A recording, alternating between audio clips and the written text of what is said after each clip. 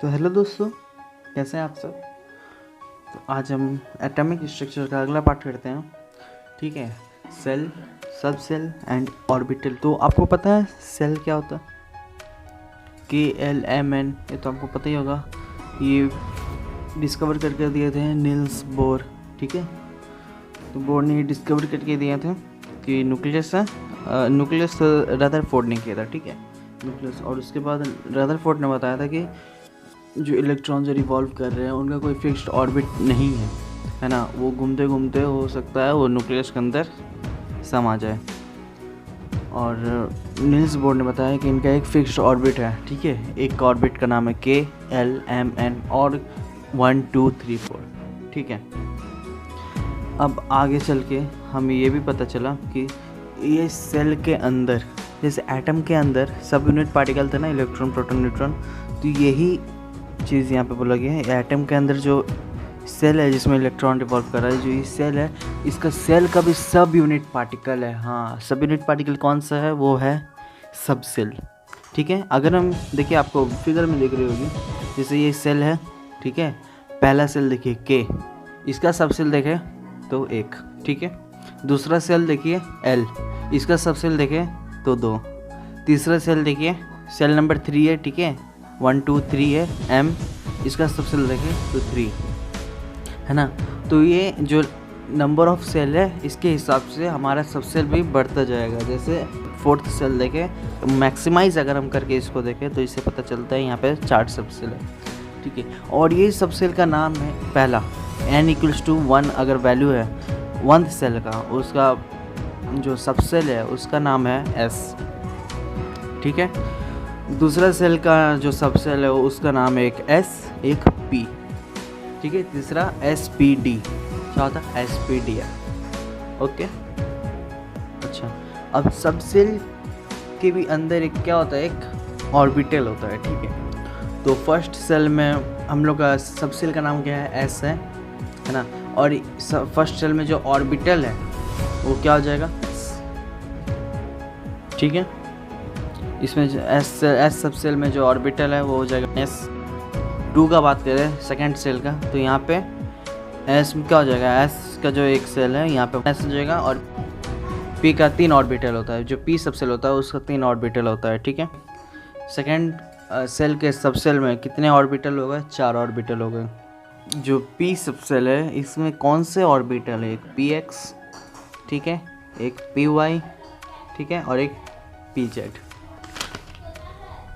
अच्छा, अब third cell की अगर बात करें तो थर्ड सेल में जो सब सेल है 3 सब सेल है SPD, P में PX PI PZ, और D में DXY DYZ DZ2 DZX और DX2Y2।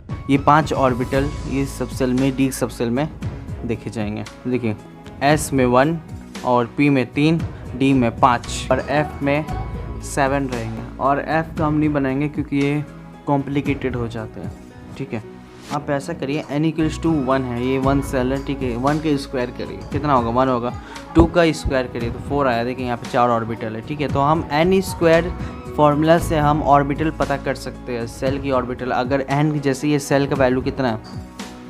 3 है। ठीक है, तो n = 3 3 है। और अगर हम 3 का स्क्वायर करें, n² करें, 3 का स्क्वायर कितना हो जाएगा? 9। देखिए यहाँ पे 9 ऑर्बिटल है। देखिए, S का 1, P का 3 4 और D का 5। ठीक है, तो 1 3 4 और 4 5 9, 3 का स्क्वायर 9 हो गया। ठीक है, तो ये हमारा ऑर्बिटल हो गया। अच्छा, अब देखिए, एक ऑर्बिटल में मैक्सिमम, ऑर्बिटल क्या होता है? ऑर्बिटल मतलब मैक्सिमम नंबर ऑफ इलेक्ट्रॉन का प्रोबेबिलिटी होता है। ठीक है, इज़ अ 3 डायमेंशनल फिगर। देखिए 3 डायमेंशनल, देखिए 3 डायमेंशनल कैसा होता है? लेंथ, ब्रेथ, हाइट सब चीज़ होता है। ठीक है, 3 डायमेंशनल फिगर। ठीक है, 3 डायमेंशनल या रीजन बोल सकते हैं। Around the nucleus of an atom, around the nucleus. ठीक है, न्यूक्लियस के around, but the probability of finding the electron is maximum. Orbital में अगर आया तो ऑर्बिटल कहीं हम लोग को दिख रहा है, यानी हम उससे ऐसा अनुमान लगा सकते हैं। हम लोग को गारंटी नहीं बता सकते, हम ऐसा अनुमान लगा सकते हैं, प्रोबेबिलिटी हो सकता है ऐसा। ठीक है, कि वहाँ पे इलेक्ट्रॉन पाया जा रहा है। अच्छा, S में देखिए, S का शेप कैसा होता है? S ऑर्बिटल का शेप कैसा होता है? स्फेरिकल टाइप का होता है। ठीक है, एक ऑर्बिटल में मैक्सिमम 2 इलेक्ट्रॉन।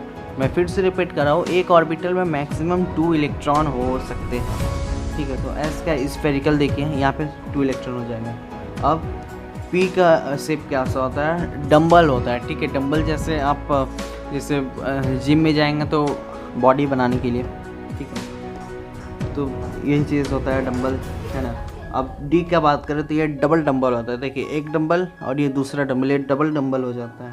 और एफ़ का हम नहीं बात करें तो अच्छा है, क्योंकि ये कॉम्प्लेक्स होता है, कॉम्प्लेक्स इन शेप, ठीक है। देखिए मैंने आपको मैक्सिमाइज़ करके बताया, अगर हम इसको मिनिमाइज़ करके देखें तो ये कैसा हो जाएगा, ये इस तरह से हो जाएगा, ठीक है।